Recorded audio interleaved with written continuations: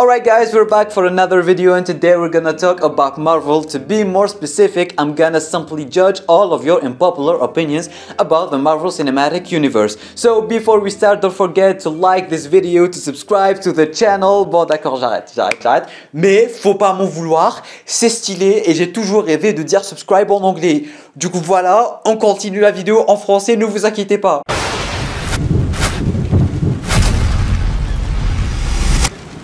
Mesdames, messieurs, bonjour à toutes, bonjour à tous, j'espère que vous allez tous extrêmement bien et bienvenue sur cette toute nouvelle vidéo. Vous l'avez vu dans le titre, vous l'avez vu dans la miniature et vous l'avez simplement peut-être compris dans l'intro de la vidéo. Aujourd'hui, je vais tout simplement juger vos unpopular, vos opinions.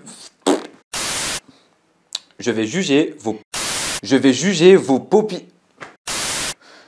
juger vos opinions impopulaires, bon bref les unpopular opinions, tout le monde connaît, sur Marvel en général. Du coup je vous ai demandé hier sur l'onglet communauté de YouTube de me donner toutes vos bon, vous savez quoi, on va les appeler IP. Je vous ai demandé hier de me donner toutes vos IP, non ça fait bizarre comme ça. Malgré que ça fait bizarre, on va rester sur IP. Je vous ai demandé hier via un post dans l'onglet communauté de YouTube de me donner toutes vos IP concernant Marvel, que ce soit le MCU, la Fox, les jeux, les films, les séries, bref, tout ce qui concerne Marvel en général. Alors bien évidemment, je n'ai pas forcément sélectionné des IP, mais je pourrais quand même pas caler toutes vos IP dans une seule et même vidéo, d'où l'intérêt de t'abonner ainsi qu'activer les notifications pour ne pas rater ton IP lors de la partie 2 de cette vidéo. Encore une fois, je m'excuse, j'ai fait de mon mieux, mais je peux vraiment pas vous balancer le tout en une seule vidéo, ça prendrait vraiment des siennes. Si vous appréciez cette vidéo, dites-le moi dans les commentaires, laissez-moi beaucoup de pouces bleus et on va en faire une deuxième, troisième, quatrième, cinquième, millième partie. Et concernant DC, concernant Marvel, concernant tout, si vous avez des idées, balancées dans les commentaires. Mais en tout cas, j'ai choisi une seule personne par unpopular opinion. J'ai pas pu vraiment mettre toutes vos unpopular opinions, enfin vos IP de chaque personne en fait. Du coup, j'ai pris une personne par IP et du coup, on va les juger durant cette vidéo. Bien évidemment, qui dit IP dit tout simplement on ne juge pas les personnes. Bon, moi je vais juger parce que je suis juge, mais vous n'allez pas venir juger les personnes dans les commentaires. Le but d'un ou d'une IP, c'est tout simplement de dire ce qu'on pense tout bas, mais ce qu'on n'ose pas forcément dire tout haut concernant un sujet en général. Et du coup, moi je vais tout simplement donner mon avis vu que je serai d'accord avec quelques-uns d'entre vous et que je ne serai pas d'accord avec d'autres. Et du coup, ça va un peu faire débat. Du coup, les commentaires sont là pour débat et s'il vous plaît, ne m'insultez pas et n'insultez pas vos collègues de la Bad Family. Bref, ceci dit, petit pouce bleu, abonnement si ce n'est pas déjà fait, encore une fois si tu apprécies le contenu global de cette chaîne YouTube. Et on commence directement avec la toute première IP. Ant-Man 3, Madame Web, Morbius, The New Mutant ainsi que les 4 Fantastiques de 2015 sont de bons films. Ok, bon, alors, première partie, je suis d'accord avec toi. Ant-Man 3, ça va. Madame Web, ça va et on va en reparler. Morbius, ça va aussi. The New Mutant, ça va aussi. Mais en revanche, les 4 Fantastiques de 2015... Bon, je suis clément, tu vois, je suis très clément. Mais en ce qui concerne les 4 Fantastiques de 2015, tu peux appeler ça tout ce que tu veux, à part un film 4 Fantastiques ou super-héros, tu vois. Le film, il est beaucoup trop bizarre. Ça va vraiment pas à du Marvel. Du coup, oui, Ant-Man, je suis d'accord avec moi. D'ailleurs, enfin, je suis d'accord avec toi plutôt, parce que je suis même d'accord avec moi. Bref, ma vidéo review est déjà disponible depuis la sortie du film. Et j'aime bien Ant-Man 3, dans le sens où c'est un bon film, tu passes un bon moment, tu mets ton cerveau de côté, ça te fait pas forcément mal aux yeux, c'est cool, on aime Ant-Man, tu aimes le personnage, tu apprécies le film. En ce qui concerne Madame Web, je n'ai pas eu la chance de vous en parler sur la chaîne, je vous en avais parlé uniquement sur Instagram pour ceux et celles qui me suivent. Et du coup, le film, si on met de côté le fait que ça soit pas un film Marvel, ni un film de super-héros, ni un film de Madame Web, le film il est incroyable. Genre vraiment, le film il est vraiment très très bon pour ce qui nous a été vendu en fait. Et même le film en fait, ce film là, dans le sens cinématographique, color grading, réalisation et tout, le film est incroyable. Et je pèse mes mots. Ce film-là, tu peux mettre pause dans quelques scènes, tu peux les mettre en fond d'écran tellement le film est bien filmé. Ils se sont rappelés qu'ils peuvent bouger la caméra dans le film. Ils se sont rappelés qu'ils peuvent faire de bons plans avec un film super-héroïque, tu vois. C'est juste le côté Marvel qui n'existe pas, le côté on nous a promis un film Madame Web qui n'est pas vraiment le cas, etc. etc. C'est ça qui dérange en fait la communauté. Mais si tu le prends comme film à part en fait, le film il est vraiment bon et même l'intrigue elle est bonne, tu vois. Il y a vraiment de bonnes idées derrière le film.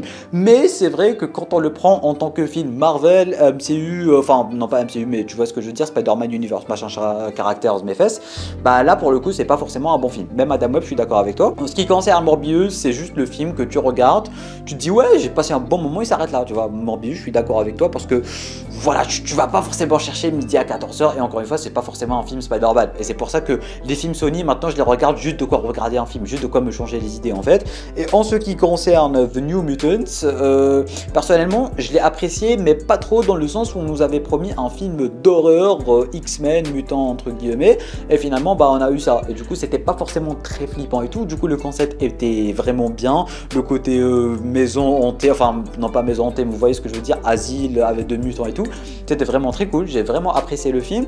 Mais étant le tout dernier film de la Fox, des X-Men et tout, voilà là c'est enfin un des derniers, je sais plus si c'était avant ou après Dark Phoenix, mais en tout cas voilà, pour clôturer une saga aussi iconique, c'était vraiment, mais genre vraiment pas ouf. Deuxième IP, The Amazing Spider-Man 2 est le meilleur film, je suis totalement d'accord avec toi, c'est mon film préféré de toute l'histoire, de mes films préférés de l'histoire.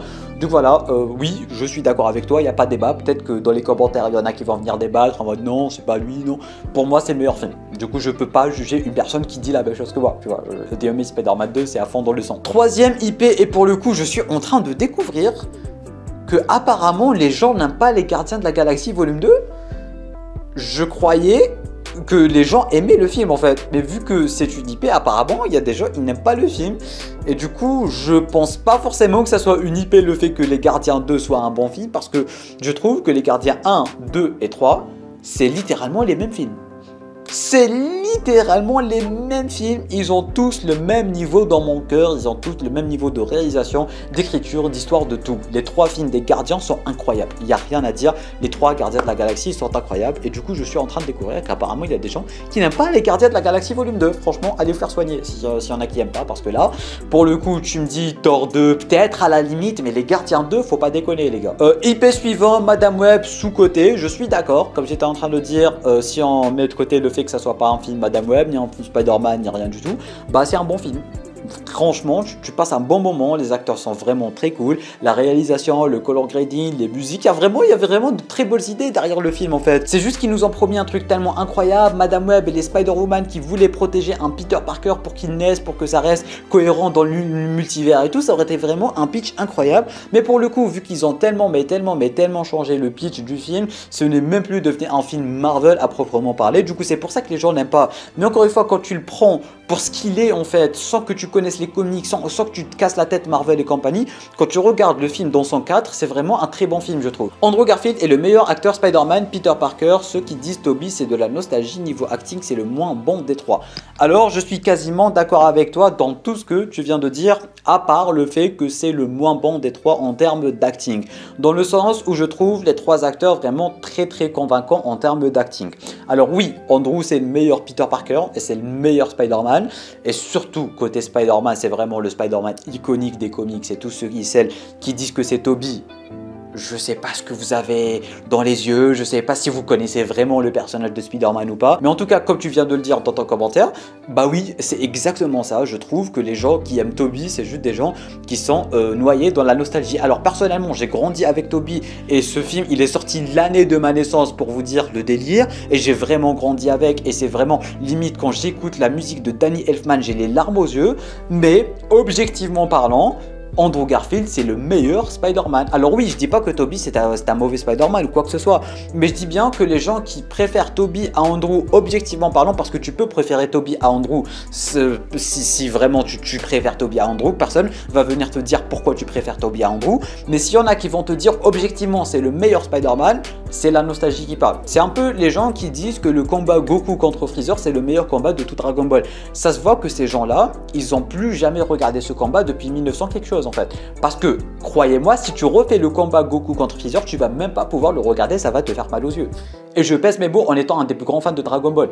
Du coup voilà, pour ceux et celles qui disent Goku contre Freezer, meilleur combat, Tobey Maguire, Batman de Keaton et tout, c'est juste la nostalgie qui parle, c'est juste le bébé d'entre vous qui parle. Mais si vous revoyez le truc objectivement parlant, je suis vraiment pas d'accord avec vous. Eternals est le meilleur film de la phase 4, il faut pas qu'ils annulent le 2, je suis archi d'accord avec toi. Ant-Man et The Marvels étaient très sympathiques, tout comme Thor 4 était sympathique. Je suis totalement d'accord avec toi sur le tout. Thor 4, ce n'est pas un film à prendre au sérieux, loin de là. Alors oui, encore une fois, un peu comme Madame Web, on aurait préféré un film dark sur Thor, surtout que le méchant c'est quand même le boucher des dieux, c'est Gore et tout, et on en avait déjà parlé dans la vidéo review. Thor 4, je suis d'accord avec toi, il faut pas forcément critiquer ou déposer cette haine sur le film dans le sens où c'est vraiment un film qui est là juste pour se foutre de ta gueule. Du coup tu passes un bon moment, tu rigoles, ça s'arrête là. Ant-Man, même chose. En ce qui concerne The Marvels, je trouve que le film est exactement le même que le premier, il n'y a rien qui change. Tout comme les Gardiens de la Galaxie, The Marvels ainsi que Captain Marvel, le premier du nom, sont exactement les mêmes films. Du coup, je ne comprends même pas le bide monumental du film. Je ne comprends pas pourquoi il est autant détesté. The Marvels, c'est exactement le même que le premier. Du coup, si le premier il a marché, pourquoi le deuxième il a pas marché? Bon, le premier a bénéficié de la hype endgame, mais vous voyez ce que je veux dire. Et pour les Éternels, oui, c'est un des meilleurs films du MCU. Ça a rajouté un truc nouveau au MCU. C'était une page fraîche, on va dire. Et oui, s'ils annulent le 2, c'est vraiment une grosse perte d'argent, de tout en fait. Bon, d'autant plus que la communauté américaine déteste le film, mais je ne comprends pas pourquoi. Ce film est vraiment incroyable en termes de réalisation, en termes d'écriture, en termes de tout. C'est un gros banger de l'espace éternel. Spider-Man Far From Home est le meilleur film Spider-Man de la trilogie de Tom Holland, car c'est là où on ressent le plus une histoire digne d'un vrai Spider-Man et pas un film Spider-Man ou Iron Man dans Homecoming ou un film avec Doctor Strange et le multivers. Enfin, quelqu'un qui dit les termes, enfin quelqu'un qui partage mon avis à fond. Pour moi, Spider-Man Far From Home est un des meilleurs film Spider-Man jamais fait, avec Amazing Spider-Man 2 ainsi que Spider-Man 2 de Tobey Maguire. Spider-Man Far From Home, c'est exactement le Spider-Man iconique, tu vois. D'un côté, tu as juste un adolescent, d'un côté, il galère, d'un côté, le mec, il veut pas sauver le monde, il veut juste pécho, en fait, tu vois. Il est là, il part en vacances, il veut mettre ses responsabilités de côté, mais d'un côté, il est obligé de jongler entre pouvoir, responsabilité et tout. Et je trouve le film incroyable, le film a réussi à nous faire ça. D'un côté, c'est juste un jeune adolescent, il a perdu son mentor, et d'un côté il veut juste passer de vraies vacances, d'un côté il veut juste pécho la fille qu'il aime et tout, et d'un côté il a toutes ses responsabilités de Spider-Man qui lui tombent dessus. Ça me rappelle énormément la série spectaculaire Spider-Man et le fait qu'il veut pas forcément être Spider-Man, mais il est obligé. D'un côté il veut juste être en rencard, mais d'un côté il y a Nick Fury qui l'appelle, à chaque fois il doit protéger les siens, à chaque fois il se sent responsable et tout. C'est le Spider-Man en fait. Merci pour cette personne qui vient de dire que ce film est incroyable et que c'est le meilleur film de la trilogie, parce que c'est le Spider-Man à proprement parler. Bien évidemment, si on met de côté le côté technologie, etc., Spider-Man Far From Home est un film incroyable et merci de l'avoir dit, parce que pour moi c'est un des meilleurs films Spider-Man jamais fait. Ant-Man 3 ainsi que The Marvels sont des films cool. Pour Ant-Man 3, les gens ont trop théorisé en voulant un film version Avengers. La phase 4 est très bien comme les autres qui ont eu des films très bons, d'autres moins bons selon la vie générale. Bon, en gros, je suis totalement d'accord avec toi, même chose. D'autant plus en fait que ça va me permettre d'aborder un sujet très intéressant. C'est que de nos jours en fait, quand on a un film qui va sortir, le film est pitché d'une façon, mais la communauté va tellement s'attendre à des dingueries que finalement personne n'apprécie le film. Même si on prenait par exemple Doctor Strange in the Multiverse of Madness. Vu que dans le titre il y avait le mot multivers et le pitch était un peu le multivers, tout le monde s'est dit ça va être un Avengers Endgame 2.0. Tout le monde voulait des caméos de partout et tout. Et finalement les gens n'ont pas apprécié le film à cause de ça. Alors que le film c'est un gros banger de l'espace, c'est un des meilleurs films du MCU, Doctor Strange 2. Je vois, le premier il lui arrive même pas à la cheville. Mais tellement les gens s'attendaient à des dingueries, à du multivers, à Tony Stark, à je sais pas quoi, à Bethesda, bah finalement ça a donné un film qui a pas forcément plu à tout le monde. C'est à cause de ça. Et même chose pour Ant-Man, juste parce qu'il devait y avoir Kang, ça devait être un film multiversel, le film Avengers, je sais pas quoi, c'est le gros méchant et tout. Tout le monde s'attendait à des dingueries, mais finalement, encore une fois les gars, c'était supposé être un film Ant-Man 3 en fait. Et les gens s'attendent tellement à des dingueries de nos jours que voilà, ils n'arrivent même plus à apprécier un film à sa juste valeur. Un film Ant-Man, apprécie-le comme étant un film Ant-Man ni plus ni moins en fait. Captain Marvel fait partie des meilleurs films du MCU en dessus de plusieurs bangers bien sûr. Alors oui, je suis totalement d'accord avec toi Aaron, comme j'étais en train de le dire, le premier Captain Marvel, c'est un film de super-héros incroyable. Genre vraiment, t'en prends plein la gueule, l'histoire est vraiment très cool, tu commences à apprécier le personnage de Carol, et d'ailleurs en parlant d'appréciation du personnage de Carol, je comprends pas pourquoi et comment il y a des gens qui apprécient pas Carol et qui la trouvent, bon, elle est pas forcément très arrogante, mais vous voyez ce que je veux dire. Du coup oui, je suis d'accord avec toi Aaron, si on compte pas les gros films, c'est vraiment un très bon film en fait, The Marvels, dans le sens où bien évidemment si on va le classer, il va pas être dans le top 5, mais c'est quand même un très bon film et je ne comprends pas pourquoi les gens ne l'aiment pas. Je pense avoir dit The Marvels il y a un instant, mais je parlais bien de Captain Marvel premier du nom. The Amazing Spider-Man 2, meilleure performance de Peter Parker. Alors, là pour le coup, si tu aurais dit Spider-Man, je serais d'accord avec moi, mais en termes de Peter Parker, dans le sens où Peter Parker, on n'a jamais eu une vraie performance officielle de Peter proprement parlé, dans le sens où je sais pas comment vous expliquer ça, mais chaque Spider-Man en fait est sorti dans une époque où les geeks sont vus d'une façon différente. Dans le sens où le premier c'était vraiment le geek intello et tout, mais pas forcément trop. Andrew c'était vraiment le mec un peu geek, mais d'un côté un peu qui en a rien à foutre de tout. Il est un petit skate, il emmerde un peu les gens. Tom Holland il est geek à sa façon et tout. Du coup on peut pas forcément dire quelle est la vraie version de Peter Parker, parce que même dans les comics elle évolue etc. Du coup on peut pas forcément dire ouais telle version est la meilleure version de Peter Parker, contrairement à un Bruce Wayne ou un truc dans le genre, là où tu as des critères pour dire lui c'est le meilleur, tu vois.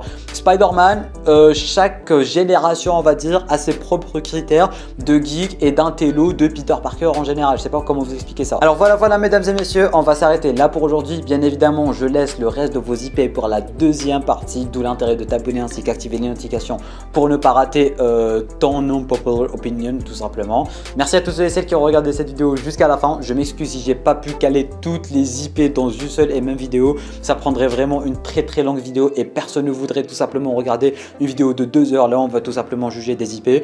Du coup je trouve que la meilleure façon c'est tout simplement de diviser en parties. Du coup ne vous inquiétez pas, je vais quand même répondre à toutes les IP dès la prochaine partie. Merci à tous, merci à toutes. Petit pouce bleu si tu apprécies le contenu de la chaîne. Abonnement, même chose, tu peux regarder une autre vidéo en cliquant juste ici, juste là, elle va s'afficher quelque part dans l'écran. Et sur ce, moi je te dis à très bientôt pour toutes mes vidéos. C'était Namiad, portez-vous bien.